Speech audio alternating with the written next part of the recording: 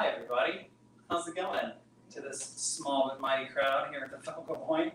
Hi, I'm Kenneth. My pronouns are he and him, and I'm the curator and host of Poetry at the Point. This is our September edition. Welcome to the first full week of autumn. Never thought it would arrive. I'm really excited to be with you this evening and to bring you the poetry of Dannie Boyd and Richard Fischer. Before we get started, some of the usual announcements and some unusual announcements. Thanks as always to our members of the St. Louis Poetry Center. You can become a member at the website, stlouispoetrycenter.org/membership. If Erin Quick were here, which she is not, she had to attend a meeting at her kid's school, she would be fancily putting the banner at the bottom of the stream. So you're just going to have to remember that and trust me. Check out the website for that. Thanks as always to the Missouri Arts Council and the Regional Arts Commission. Their support makes this work and other work that we do possible. And thank you to the Focal Point very much for hosting us. A few events I wanted to let y'all know about coming up very soon. Our next observable reading is on October 23rd. That will be at the High Low, our space in Grand Center, close to Grand Center. That's Tommy Archuleta and Ariana Benson, so it should be a good time. And the Sunday workshop right before that, Tommy Archuleta is facilitating. So all this you can find out on our website, so please do check that out. And the last plug I wanted to give is to a really unique event called Poetry in the Woods. We are one of several sponsors of this event that's coming up in towards the end of the first week of October. They've extended, I think, the deadline for folks to sign up to be a part of that. If you are a member of any of the partnering institutions like the Zoo or the Poetry Center, you get half off that. So definitely check that out by Friday. A couple of the poets who are faculty, Travis Masadi, help me out with his last name, Dwight, does that sound right? Masadi. Andrea Scarpino, James Cruz, and the iconic Naomi Shihab Nye is going to be there too. And I think one other person who I'm forgetting, so please forgive me. But it's a really fantastic program that we are collaborating with. And I'm really excited about that. Okay.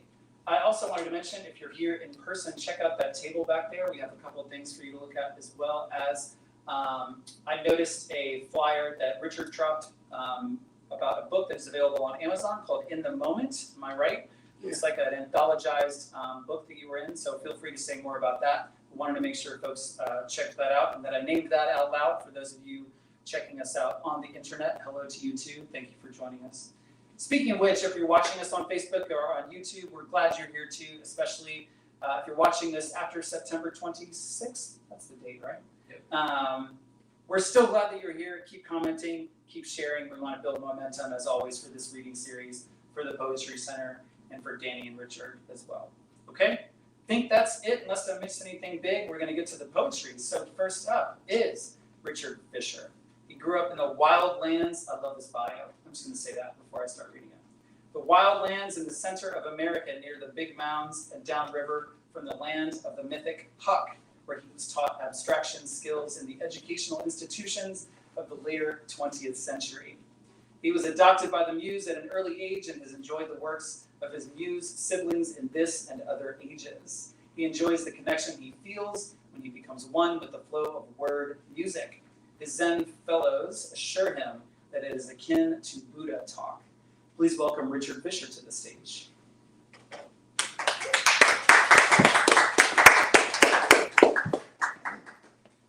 Could you indicate when 10 minutes are? You got it. Hi, everybody. Hello. So, an early poem I did, it's a little thing, but I still like it. Forgive me, weeds, for pulling you out. The crack you found was fertile ground to push your green above cement and add to air a new compound.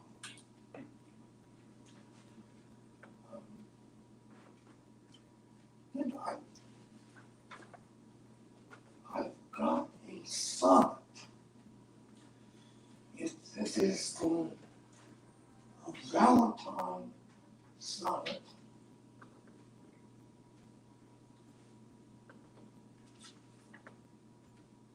There is a certain thing about your mom that makes it nice to share the holy space of the words that end and do unbind the knots that form from this so earthly race. We'll stay and do a little while we may, play games with words and images that say, hey, why not? It's fun. All right, okay. And leave out the jostles and the scrimmages. After all, it's late. There is so little time to remember all that we have left behind. When we entered into this mortal climb, from helix to thought, to love we must remind. So let us rise above our past, our history, and do what we might in this her mystery.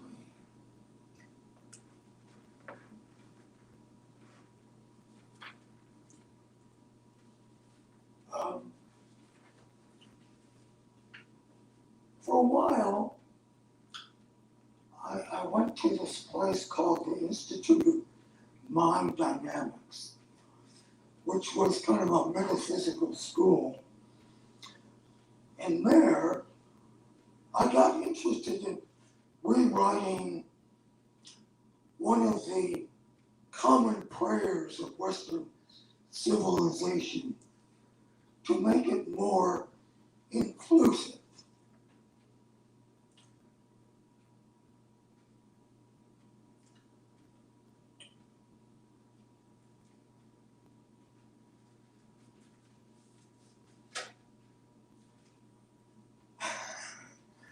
I'm sorry, I'm getting a little bit of stage forgetfulness.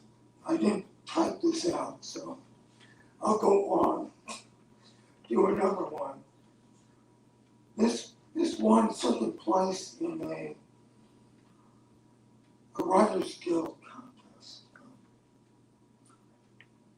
It was after Sapphire was at the Vaughan Cultural Center in March of '94.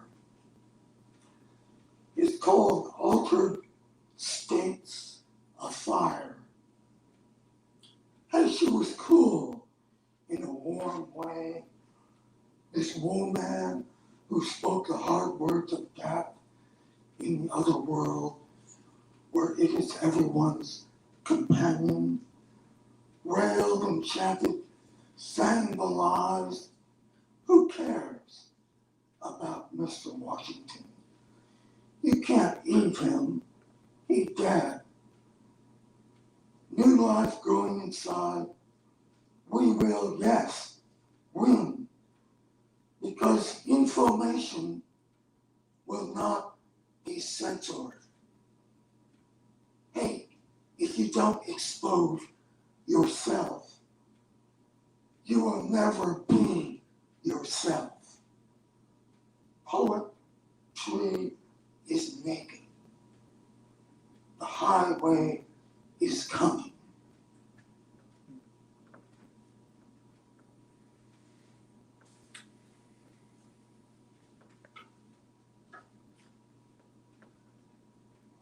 I sat at the Missouri Zen Center for a number of years. And a group of us formed a writing evening there. We would sit in meditation, zazen, for 40 minutes, and then go upstairs and read something short and inspirational, and then write spontaneously for 7 minutes.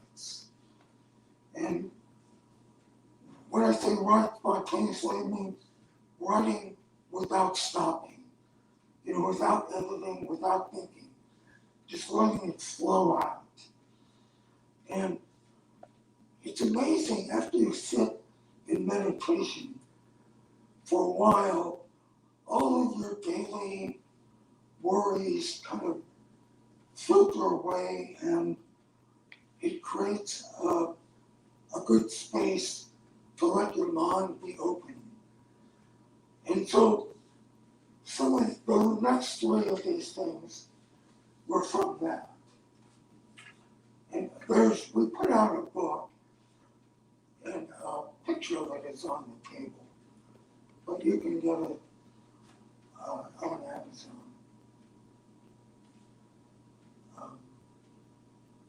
But this first piece is called Black Dog of Emptiness. The black dog of emptiness lifted his leg and released pent-up fluids on my life, invigorating the casual indecisions with a fertilizing odor of change. And then to compound things, he hunched down and laid a big dollop of perplexity into the flow of events, haunting me with questions of what if. The nighttime stars are speaking secrets. What if Oz is simply on the other side of my mind? What if the cicadas steer the sun to the galaxy with their song? And question upon question of ultimate realities, offering endless opportunities. If only I will awaken to the lumbering gait of a wagging tail, ready to wag me into a new way of being, the wagging fortune of black emptiness, humming contentedly.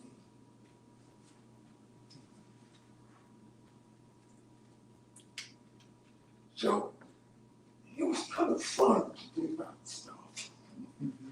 You never know what's coming out, And, afterwards, you might edit it a bit, but mostly there was very little editing.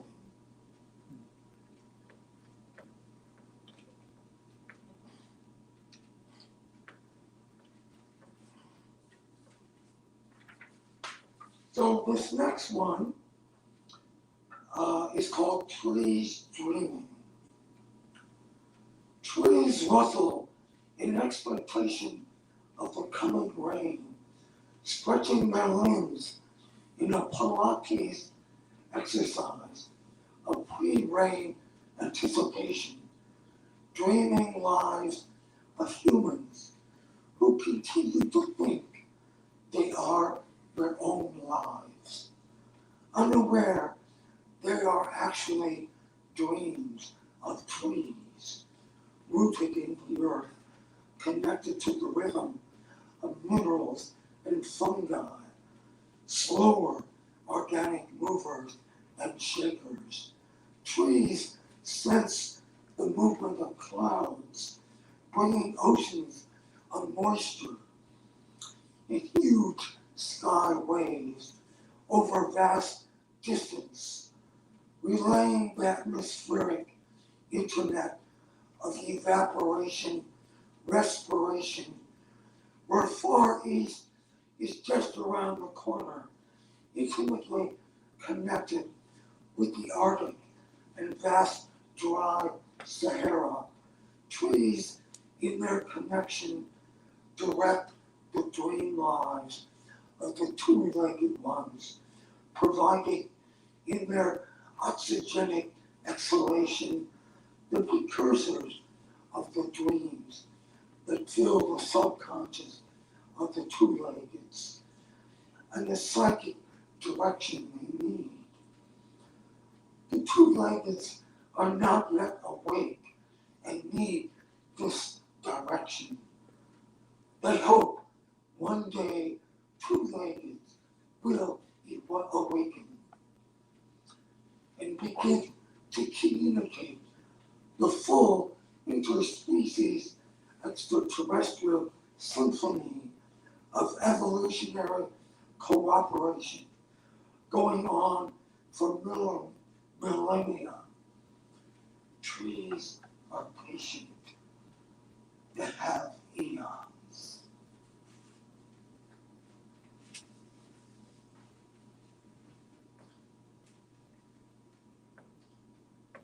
And this is the center of the world. The precise center of the world lies at the moment you look out the window facing southwest on the 81st floor of the South Tower of the World Trade Center and see a large airplane heading right at you. After a few moments of disbelief, there is a short eternity to drop the mountains of unimportant things, to see that you are going on a new journey right quickly, and to make amends and forgive all the silly little faults of yourself and everyone else before you move on to that new appointment.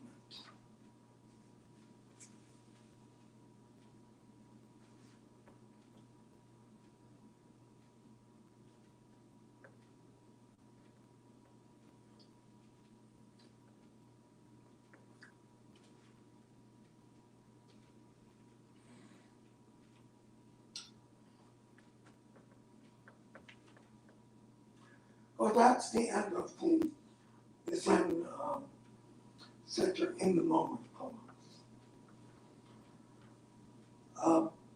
This next one is called Ghost Ship. In the beginning, all was one. One being, one awareness, one kindness. A flow of liquid happening, liquid happiness, liquid liquor.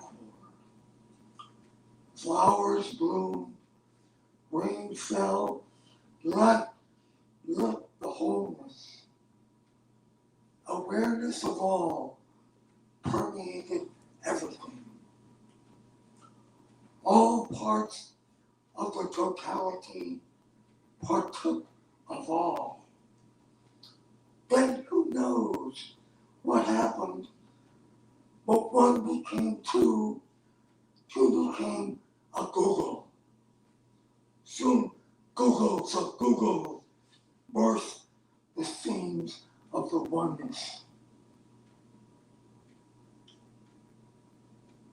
Divinity woke up to a blue sky and yellow sun. Bees flew around her, offered honey and pollen. She laughed, and they quivered at the sound. The ocean of awareness pulsed with delight. On the other side of eternity, the Google split into myriad shadows of separation. The original ease was gone. Ghosts permeated time and space. Matter congealed into being. Eons came and went. Stars formed and disintegrated. Time languished, emptiness nodded. Then cells came together and started to remember.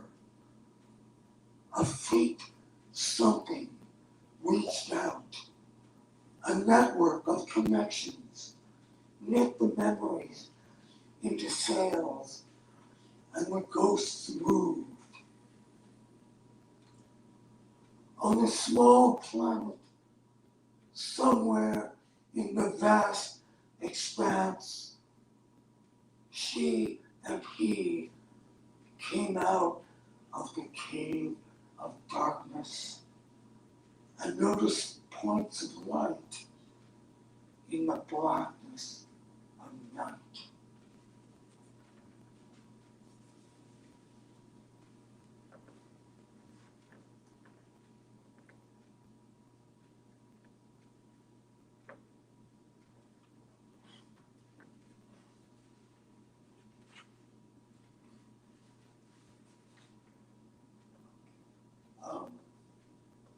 This is called spring.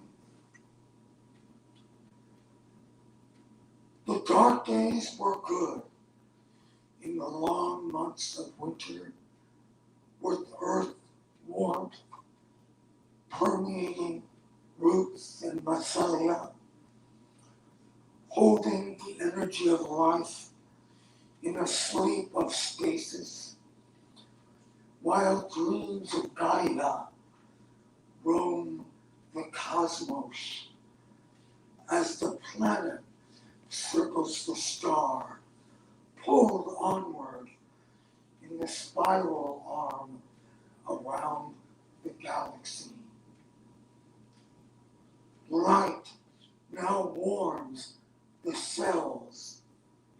The crystalline spirals of DNA again perform the rituals of growth, bursting the seams, feeling the urge to go forth, to explore again, to flourish, become more.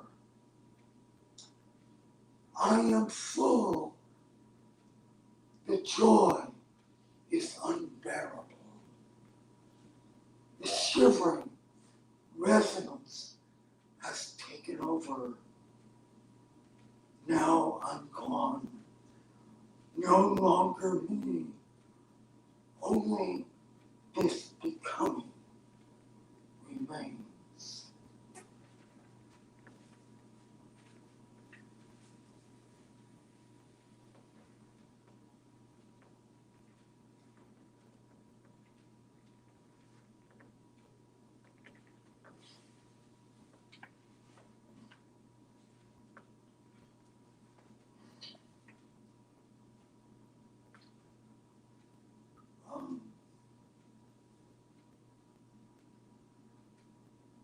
This is called the Fool.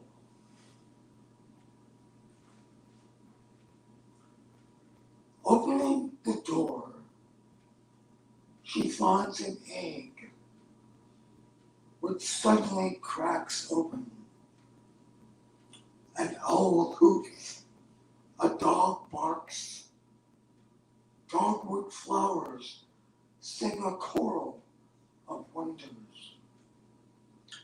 of mycelial networks relaying deep secrets from the only reality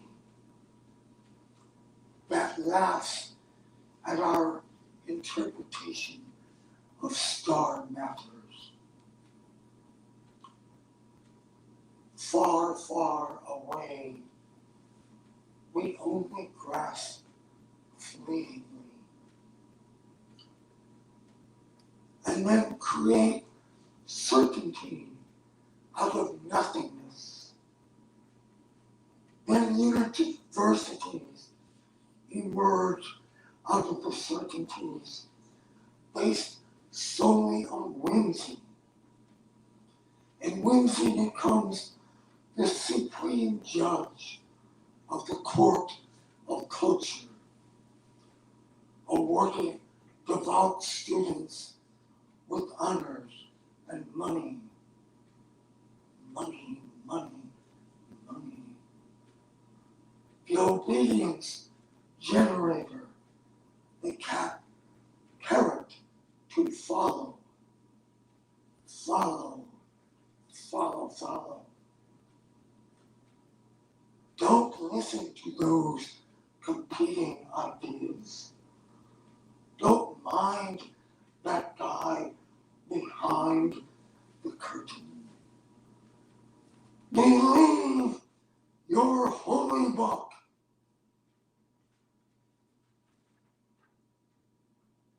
Then she went down to the river and caught a catfish who purred with delight and leapt into her eyes, where it curled up under her iris and began licking itself. Meanwhile, the immigrants sat in a circle to learn the new language of competition.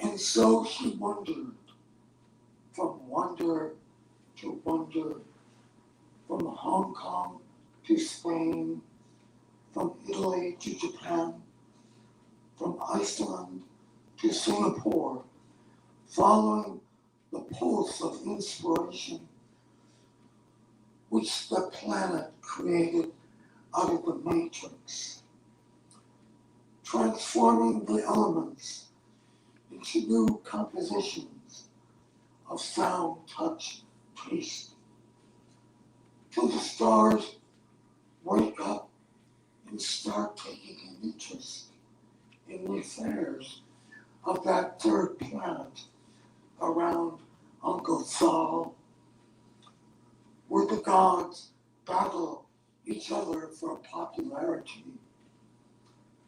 She weeps, and her tears disturb the seagulls in Florence, where Leonardo has finally created the masterpiece of the long-lost supper, which has been traveling from city to city to escape the plague of cell phone frenzy.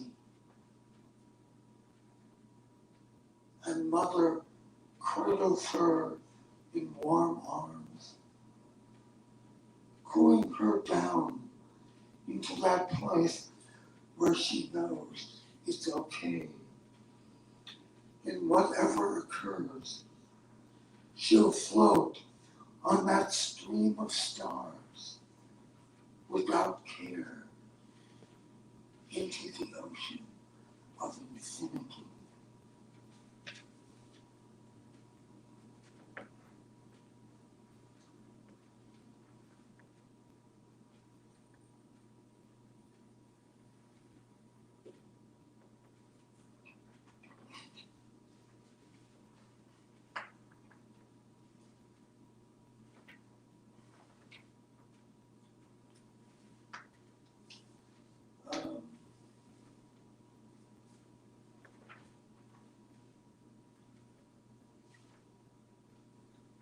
So I'm not sure what the time is.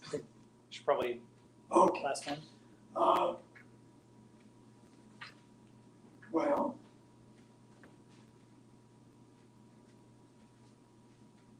this was written just a few days ago.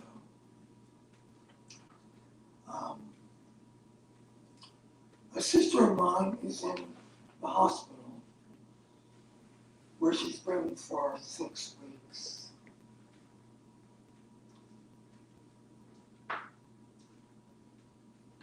So,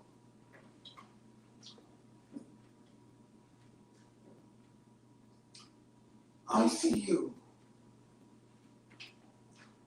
She lay sleeping in the ICU, tubes coming out of her head, a drip going into her arm, her covering her mouth as if in prayer.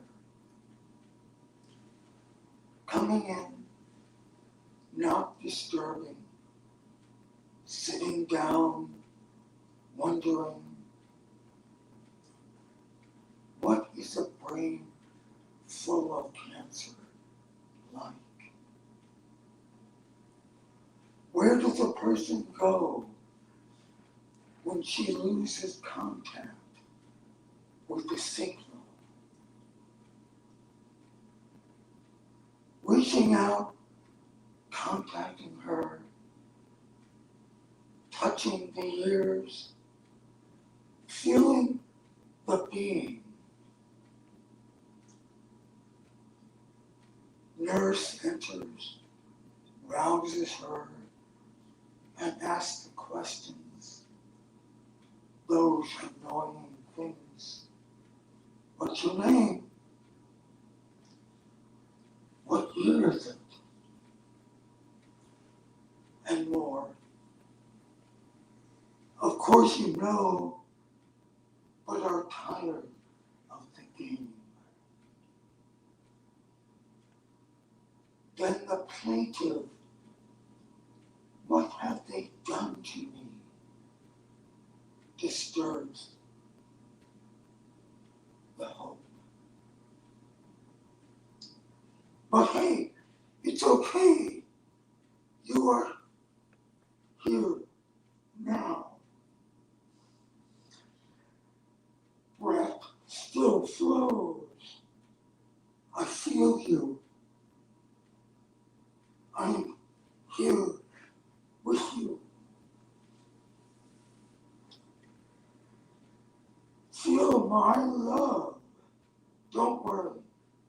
It's okay to leave. Join the ancestors in the flow of wholeness beyond. Merge with all that is, was, can be.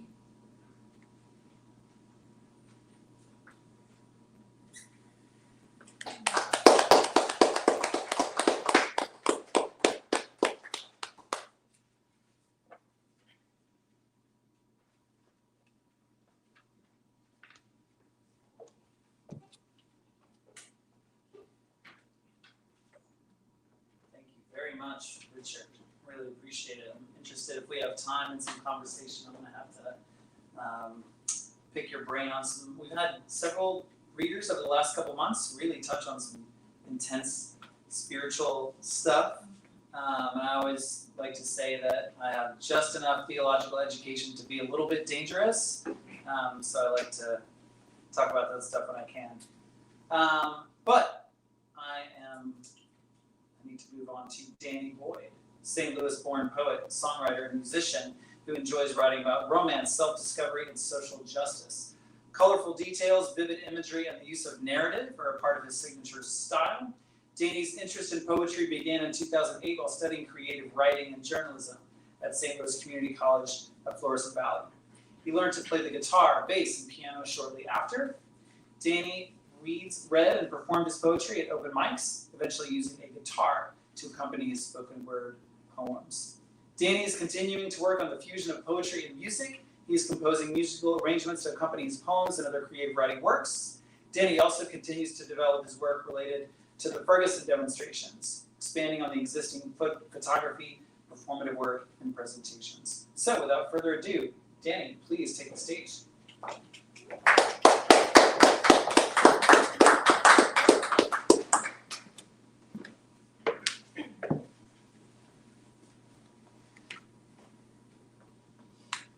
Good evening, everyone. How's everyone doing this fine evening? Looks like the rain's gonna skip us. I saw the storm going towards downtown. So my name is Dannie Boyd. Didn't bring an instrument with me today, but that's okay. I'm going to tell a story. So as was mentioned in my biography, a lot of my work centers around the concept of narrative, of telling stories, and most recently I've learned how to sort of blend poems together as well as songs to kind of tell the larger story. Most recently, I actually did take an improv class, so you may see some of that this evening. Hello, people who are on Facebook, and I pay attention to everyone. So without further ado, these are my poems for the evening. Closely, we walk with the transparency of eyes to visualize this scenery on the greenery of grass. Your body is succulent glass that is tinted in grape. Guitar shaped, you were strumming my tone with your walk as a beautiful pendulum to my acoustic curriculum of love. Your lips are cherry flavored doves that replicate the identity of the sky, and the sidewalk articulates the twitching of your thighs under the covering of jeans. But today, you're wearing cloth ill-fitting, so I am a mouth of dreams spitting, and the ground I'm hitting to be stepped on because your feet, my mind, are on like two roses attached to my optical thorn. Outside the social science building, you are socially stimulating science. Mentally, you are everything I can dream of. Under the aquatics of gray clouds, our sensual value is loud through lenses. You are investigating my first of five senses. You are the butterfly that's outside the windows to my soul that's walking. So that poem was the very first poem that I memorized back when I was a college student. Hence the reference to the social science building. If you're familiar with the campus of Florissant Valley, we have a communications building, the social science building. And so that was one of my first poems when I really started to find myself as a poet, as someone who had an understanding of romance. And my earliest inspiration was Langston Hughes's Harlem Sweeties. I remember when I took a poetry class, that was the poem that I read, and I just felt like, oh, that's my style, and that's kind of where I came to be. So this next poem is kind of from that same time period when I was taking my creative writing class. And so the first one was sort of you admire someone, you sort of see someone. And this second one is actually going to be if you were actually to approach said person. Can I start by giving you compliments until the shape of my tongue stretches the diameter of your figure? I think you may be a Sagittarius, just dressed to bury quivers of arrows deep into my heart. I'm so in love with the way you walk across campus. My eyes are in ecstasy every time you take a step. Your hips swing to the left, and then I watch with anticipation, just hoping you decide to bring them back right. Can I get your name? You see, I want to explain to you how my intentions are much more than just admiring you from afar. I want to get to know who you really are, because your thoughts and your feelings are way more appealing than me just trying to guess at what your clothes are concealing. I want to explore your mind within the intricate lines of your seductive voice. Your choice of words tells me everything I need to know about you. I believe they're showing me how intelligent you actually are. Can I admire your lips? The way words slip between them make your deepest thoughts feel like kisses. Lipstick spoken in sentences, you leave prints all across my mind in the most juiciest shade of wine.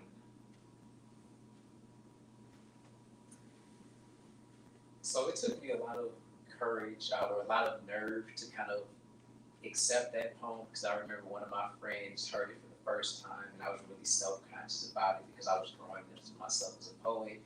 And she just said, that was so amazing. I really love it. And so sometimes it takes other people to sort of recognize the gifts that God has placed in us. And I'm grateful for each and every person that supported me along the way. So this next poem kind of goes a little later into my career. So I had a collection of poems and songs that I entitled Heartstrings. And so these particular poems were sort of looking at the overall arc of a relationship. If you think about the magical moments when you're first getting to know someone, the honeymoon phase, as everyone calls it, everything is nice and flowery and beautiful. The pinks and the greens, the warm reds of Valentine's Day. But the reality is that sometimes it can be a little bit challenging when we're starting to get to know people. We have to reveal things about ourselves. They have to reveal things about themselves. But ultimately, it's part of getting to know each other. When some of those walls that we sort of built up through previous relationships start to fall down, we start to get a better sense of who we are as individuals as well as our partner. And so to recap, because I forget to name poems, because a lot of times I just kind of go on and on. So the first poem was called Walking. The second poem was called Can I? And so this one is entitled 30 Years. Every woman before you was perfect until she wasn't. Every relationship seemed like it had wings that would fly me to the promised land of fairy tales and sunshine until those soft down feathers became ruined in surprise thunderstorms that happened to pop up in the middle of summertime. After one relationship failed, it seemed like the next one was taking me higher.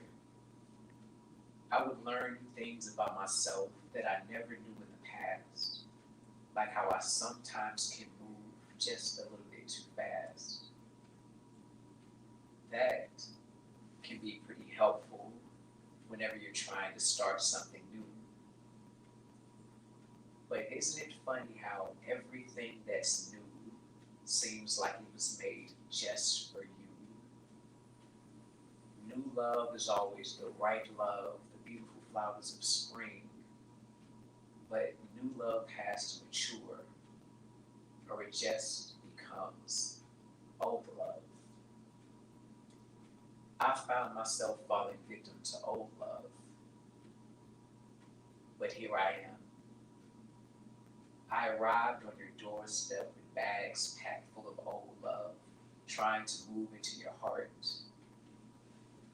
I know that I should get rid of them, but I honestly have no idea where to start.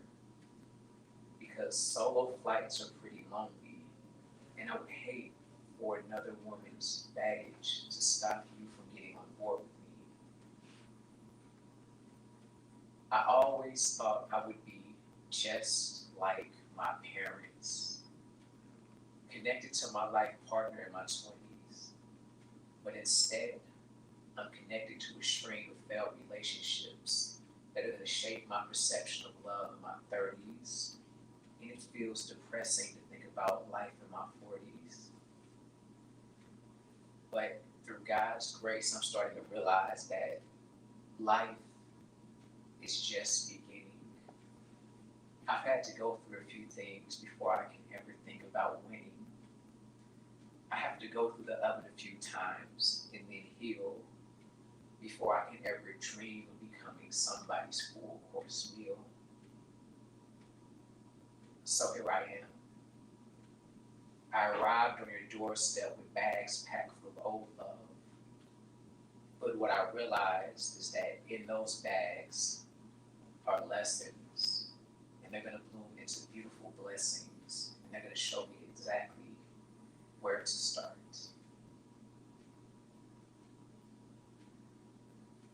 So the next next poem is sort of along the same line. So the way the collection of poems went is that they kind of started off in this really kind of dark space, because when I kind of found the inspiration for it, I was sort of in a similar space. And so they progressively lighting up. So a lot of times it takes us reaching this low point to really realize where we can make changes and where we can evolve our lives for the better. And so usually there's the saying, the night is always darkest before the dawn. And so that's pretty much how this collection evolved. And so it starts off from kind of like a darker place, and it sort of manifests into a gradual progression of realization, of understanding, and eventually get into the happy place, because I do love the happy romance stories. That's the type of poet that I am.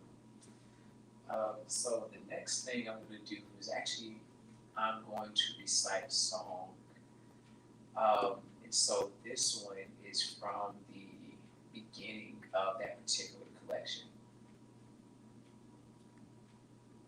Life is made of fears. We've both cried tears.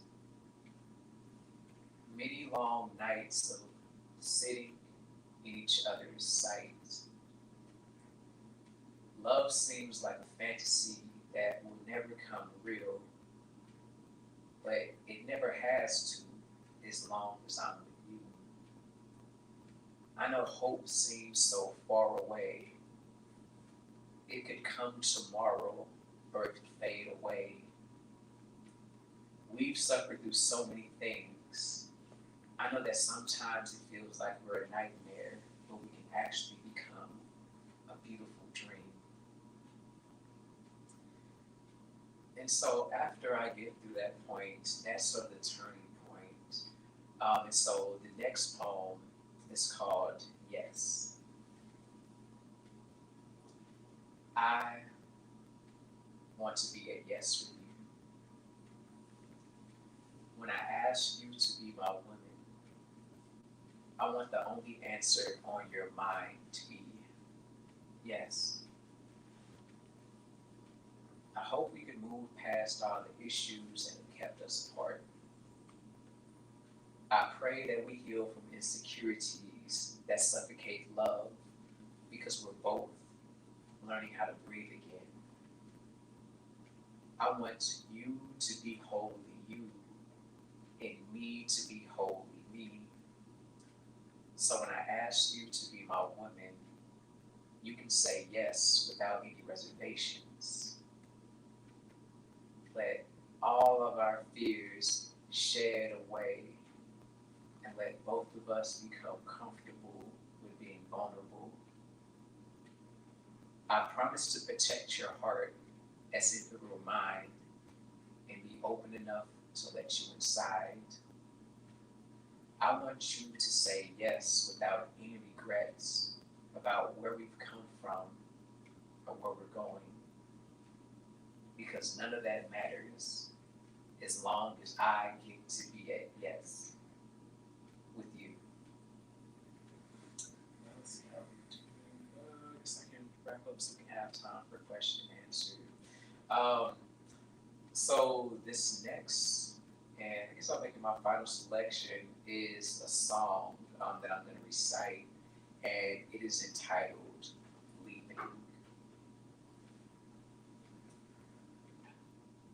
A simple question has me on edge.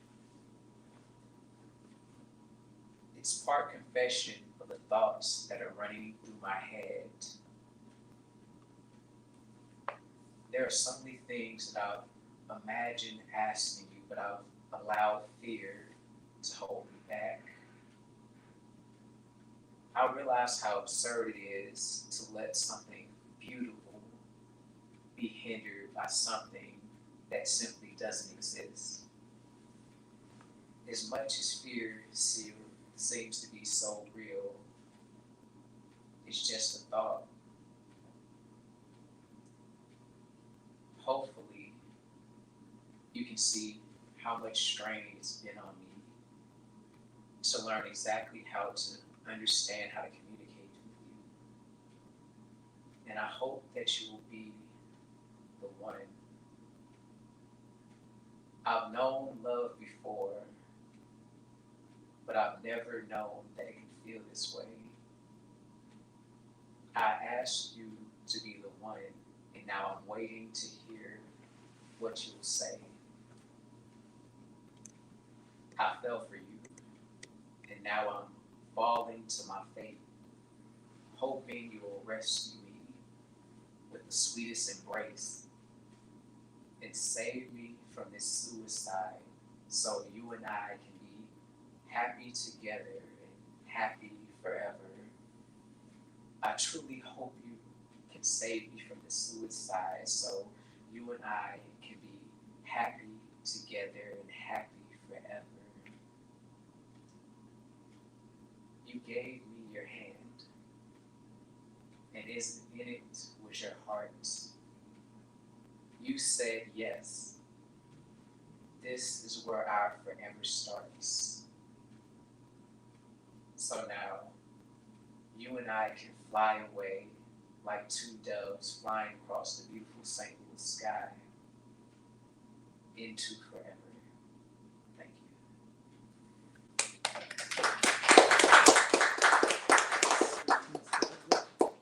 Richard, would you mind coming up? So we're gonna do some Q&A. You wanna put those two together. I'm gonna grab a stool and Danny can tell you a joke. So the most awkward thing about being a spoken word artist or being a poet is the first 15 seconds. And so usually I have to tell people, hey, this is the most awkward moment of the show, but I actually didn't have to do that tonight because you all have been a wonderful audience. Great job. All right. Take a seat. Okay. I hate being in the middle, but I ended up being in the middle. I think we got time for maybe like one question for each of y'all, and then we'll kind of start to wrap up. But let me begin. I didn't see any questions come in from online.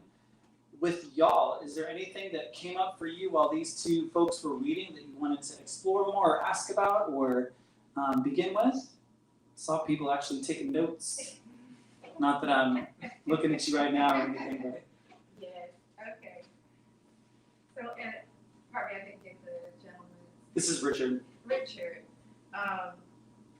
you said something in your last poem that really struck me when you talked about, when you said, what happens when you lose touch with the signal. And I was really curious about what the signal symbolized in that particular poem. And then for Danny, you also said something, I was like, ooh, when you said new love that doesn't mature turns into old love. And I was really curious how it landed for me because it was like, ouch. You know, when we see people where you're like, oh, that's old love, and it looks kind of gross. I wondered what inspired that, because for me it was just kind of, it visually impacted me when you say that. So if Richard, if you would like to. Okay. Yeah, so maybe I'll repeat. So the question was about the line, losing the signal. Yeah. Yeah, I made note of that too. That's a great line. Do you want to expand on kind of just that a little bit? Well, it basically comes out of the idea that we are receivers, that we aren't, that our brains are not the totality of what we are. And we do not reside in our brains, but our brains are only receivers that receive the force from the universe or of our particular group of thoughts thoughts and ideas and personalities and traits. And that when we die, or when these bodies stop being able to be receivers, then the signal will still remain, but we just will not be able to express it. Thank you for that. Appreciate it. Yeah, I had a couple questions about kind of the spirituality of your work. You kind of summarized it nicely in that response. And then the question for you was about new love becoming old love, kind of that shift, right? So I see you kind of tying the thematics together there. Go ahead. So I made this observation back, I think I wrote that poem in 2018. And so I kind of had this observation that whenever we're sort of finding ourselves, we're finding our way, everything that's new to us, we sort of develop this attachment to, whether it's like a pair of shoes, a pair of clothes, a favorite color, in all aspects of life. When we're kind of learning about ourselves, we develop this strong attachment. But once we realize that something isn't necessarily in alignment with who it is that God has intended us to become, then it sort of gets packed away in boxes. So if you think about like toys for children, how when we get a new toy, it's our favorite toy in the whole wide world. But once we outgrow the toy, then it sort of becomes packed away. And so I kind of identified, kind of the same thing when it comes to dating and relationships, that when you're trying to figure out who you are and in turn figure out what type of person you should be partnered with, you're meeting someone, you're hoping that this is going to be the person that you're going to end up with. Obviously you wouldn't date somebody if you expect that it's not going to work out, but you're sort of hoping that, okay, this is a new person, everything is going to go great. And the reality is that most of the situations aren't going to work out. And so it kind of becomes, like one of those packed away experiences. Thank you for that. Thank you. Thank you for making my job easy.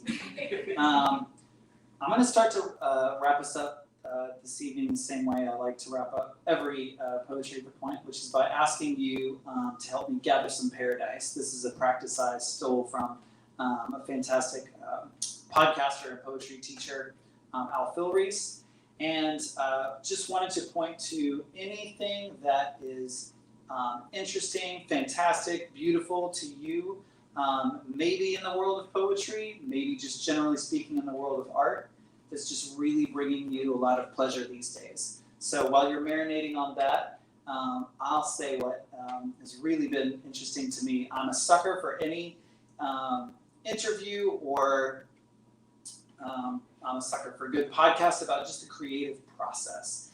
And Rick Rubin and a couple of others have a podcast called Broken Record, and they've been expanding the podcast that they help collaborate with, and one of them is called Talk Easy, and they did an interview with Ludwig Göransson, who's a musician, producer, etc. He won an Oscar for the music he did for Black Panther.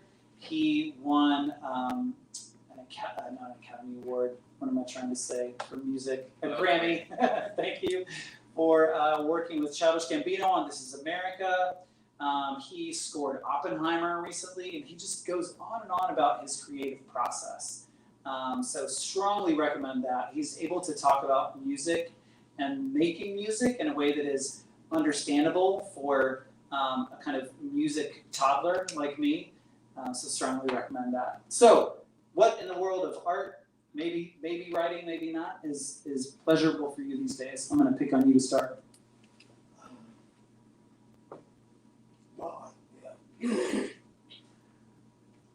One of my favorite poets is the first non-European to win the Nobel Prize in Literature. He was from India. His name is Rabindranath Tagore. And some of his work is just astounding. It's just cosmic. So the book I really like of his is called Tagore with a foreword by Yehudi Menuhin. And some of his stuff is just, it blows your mind. Okay. The later poems by Rabindranath Tagore. Got it. I'm adding to the list. What about you? So I would actually go in a different direction. So I would say right now the biggest thing for me in arts is arts and education. Because I'm an educator. I teach at Flow Valley, the same college that I graduated from. And so I am an avid believer in using and incorporating art when it comes to education. And so kind of tying in with a lot of my work in Ferguson, the reality is that a number of students have different interests when it comes to their cultural backgrounds, and those aren't always represented in academia. And so I feel like my job as an educator, as a resident of North County, and as an artist, is to sort of close the gap and one, influence people to realize that their culture is equally as valuable as anyone else's culture. But two, in the event that maybe they weren't fortunate enough to have the best experience prior to coming to college, because a number of our students are first generation college students, I believe in meeting them with where they're at. And so, for example, just yesterday, I did a lesson on oral communications and nonverbal communication using SZA's Kill Bill music video. And so I literally played the entire video on mute and just asked the students, so based on the body language of what's going on, what do you infer is happening? And so everyone had the opportunity to sort of say, like, oh, based on them embracing, they're in love, but then all of a sudden, and actually the video kind of goes along with Kill Bill, the film, so exact same concept. And so they say, okay, well, now he's like shooting her, then there's an issue. And then I played the entire video with the audio to see how close they were to what they, how close they were to what they guessed. So that's kind of where I'm at. Can always stand to add some more SZA to the list. So thank you for that. All right. Well, please help me close out by starting to appreciate these poets for reading this evening. Thanks for sharing tonight. It was lovely. Just a heads up, our next reading is October 24th. Our readers will be Nita Penfold, who I saw showing up on the internet with a wave emoji. Wave back to you, Nita. Thanks for checking in tonight. And Emerson Gray. And then we have another reading.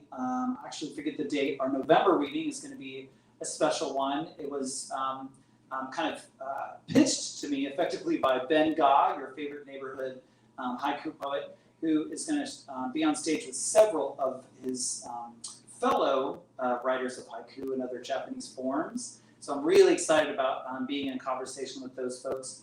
Just a reminder that after tonight's reading, you can still check out the video on Facebook afterwards. So thank you to those of you in the future checking out this video. I am looking for poets for next year.